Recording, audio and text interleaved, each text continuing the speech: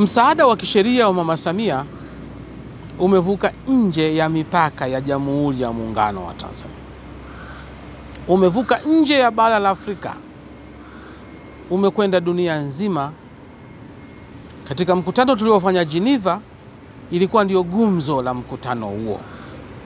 Kila mtu alitamani kujua kwa namna ambavyo Tanzania tumeweza kuasisi na kutekeleza. Wengi wakihoji nani alileta wazo hili, na jibu lilikuwa jepesi tu: Mheshimiwa Rais Daktari Samia Suluhu Hassan ndio kaleta wazo hili, na ndio maana mpango umepewa jina lake. Lakini wengine wakataka kujua ni nani ambaye anatekeleza mpango huu. Je, mna wataalamu kutoka nje ya nchi wanatekeleza? Tukaambia mpango umeasisiwa ndani ya Jamhuri ya Muungano wa Tanzania na rais wetu, na unatekelezwa na wataalamu wa Tanzania kwa 100%. Wakataka kujua ni nani anafadhili mpango huu.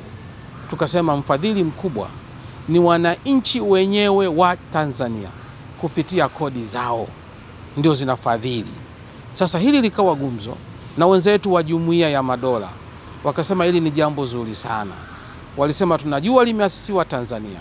Tanzania mna haki miliki juu ya jambo hili, lakini na sisi tuna haki ya kunakili. Tunaomba tuchukue na tusambaze kwenye nchi zote za Jumuiya ya Madola.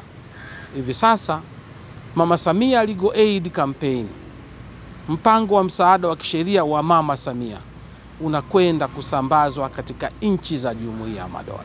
Ni fahari kubwa sana kwa Watanzania ambao ndio wanauendesha mpango huu na wananufaika na mpango huu, kwa sababu nchi nyingine zingetamani.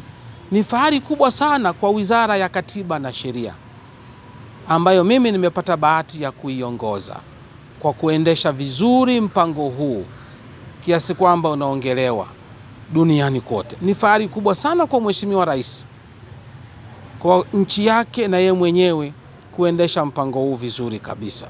Kwa hiyo kwa niaba ya Mheshimiwa Rais na kwa niaba wa Tanzania wote, najisikia fahari sana kuona msaada wa kisheria wa Mama Samia umekuwa gumzo duniani, umekuwa gumzo katika nchi za Jumuiya ya Madola, na sasa unakwenda kutekelezwa katika nchi hizo.